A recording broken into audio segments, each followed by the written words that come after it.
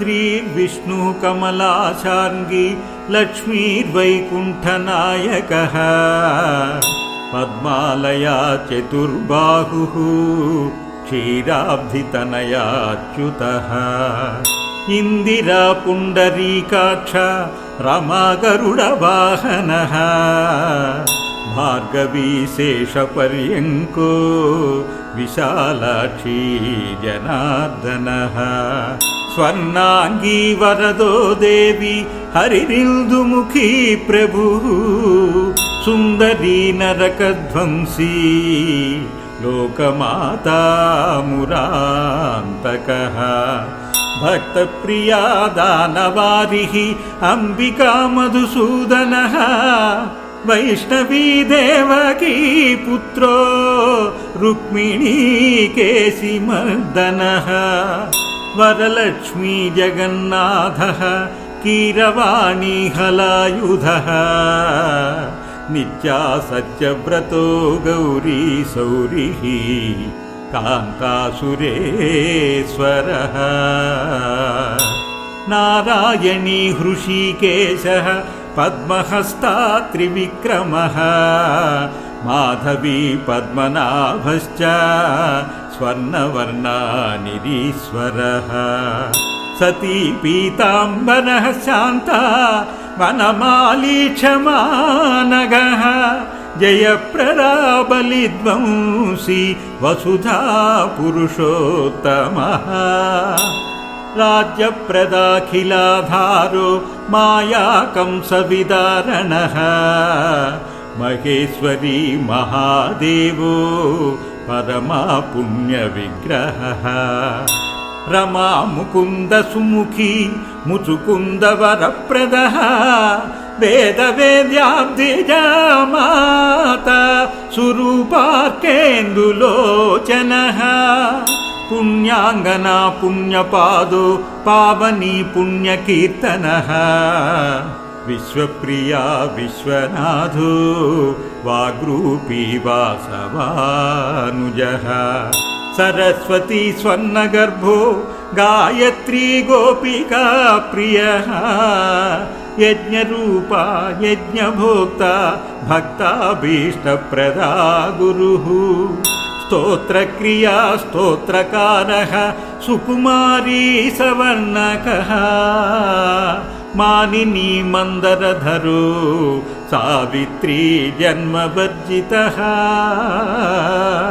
मन्त्रगोत्री महेश्वासो योगिनी योगवल्लभः जयप्रदा जयकरः रक्षित्री सर्वरक्षकः अष्टोत्तरशतं नाम्नां लक्ष्म्या नारायणस्य च यः पठेत् प्रातरुद्धाय सर्वदा विजयी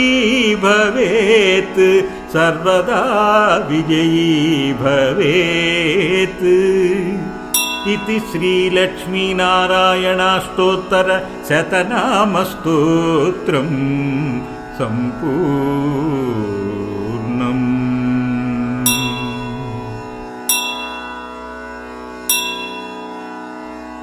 श्रीविष्णु कमलाशार्ङ्गी लक्ष्मीर्वैकुण्ठनायकः पद्मालया चतुर्बाहुः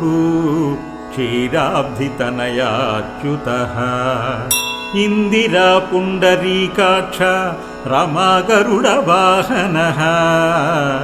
भार्गवी शेषपर्यङ्को विशालाक्षी जनार्दनः स्वर्णाङ्गी वरदो देवी हरिरिन्दुमुखी प्रभुः सुन्दरी नरकध्वंसी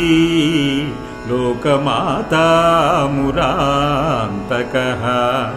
भक्तप्रिया दानवारिः अम्बिका मधुसूदनः वैष्णवी देवकी पुत्रो रुक्मिणी केशिमर्दनः वरलक्ष्मी जगन्नाथः कीरवाणी हलायुधः नित्या सत्यव्रतो गौरी सौरिः कान्तासुरेश्वरः नारायणी हृषीकेशः पद्महस्ता त्रिविक्रमः माधवी पद्मनाभश्च स्वर्णवर्णा निरीश्वरः सती पीताम्बरः शान्ता वनमाली क्षमानगः जयप्रदा बलिध्वंसी वसुधा पुरुषोत्तमः राज्यप्रदाखिलाधारो मायाकंसविदारणः महेश्वरी महादेवो परमा पुण्यविग्रहः रमा मुकुन्द सुमुखी मुचुकुन्दवरप्रदः वेदवेद्याब्धिजा माता सुरूपार्केन्दुलोचनः पुण्याङ्गना पुण्यपादो पावनी पुण्यकीर्तनः विश्वप्रिया विश्वनाथो वाग्रूपी वासवानुजः सरस्वती स्वर्णगर्भो गायत्री गोपिका प्रियः यज्ञरूपा यज्ञभोक्ता भक्ताभीष्टप्रदा गुरुः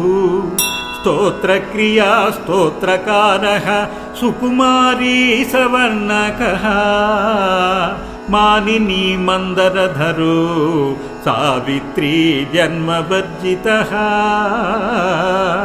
मन्त्रगोत्री महेश्वासो योगिनी योगवल्लभः जयप्रदा जयकरः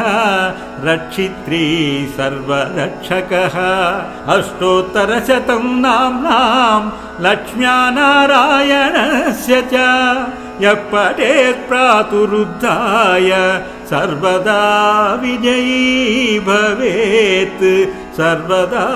विजयी भवेत् इति श्रीलक्ष्मीनारायणाष्टोत्तरशतनामस्तोत्रं सम्पूर्णम्।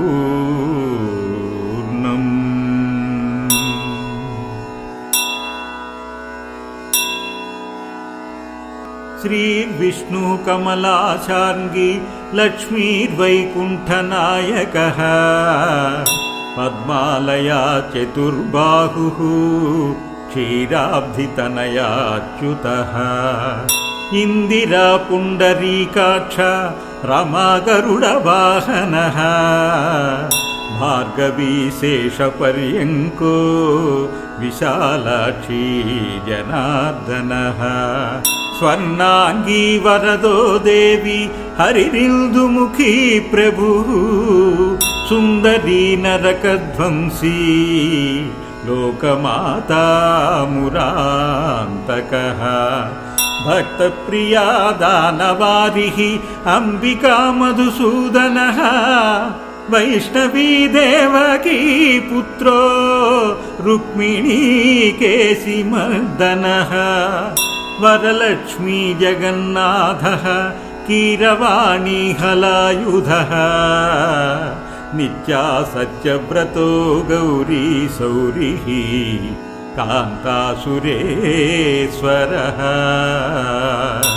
नारायणी हृषीकेशः पद्महस्ता त्रिविक्रमः माधवी पद्मनाभश्च स्वर्णवर्णा निरीश्वरः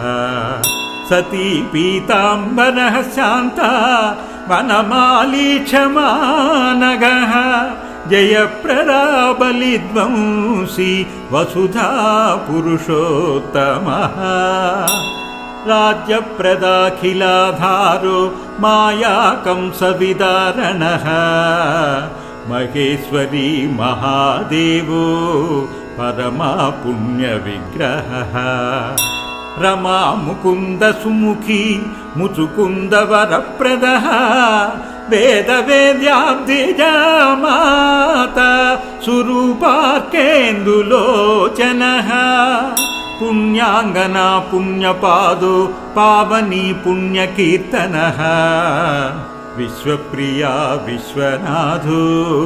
वाग्रूपी वासवानुजः सरस्वती स्वर्णगर्भो गायत्री गोपिका प्रियः यज्ञरूपा यज्ञभोक्ता भक्ताभीष्टप्रदा गुरुः स्तोत्रक्रिया स्तोत्रकारः सुकुमारी सवर्णकः मानिनी मन्दरधरो सावित्री जन्मवर्जितः मन्त्रगोत्री महेश्वासो योगिनी योगवल्लभः जयप्रदा जयकरः रक्षित्री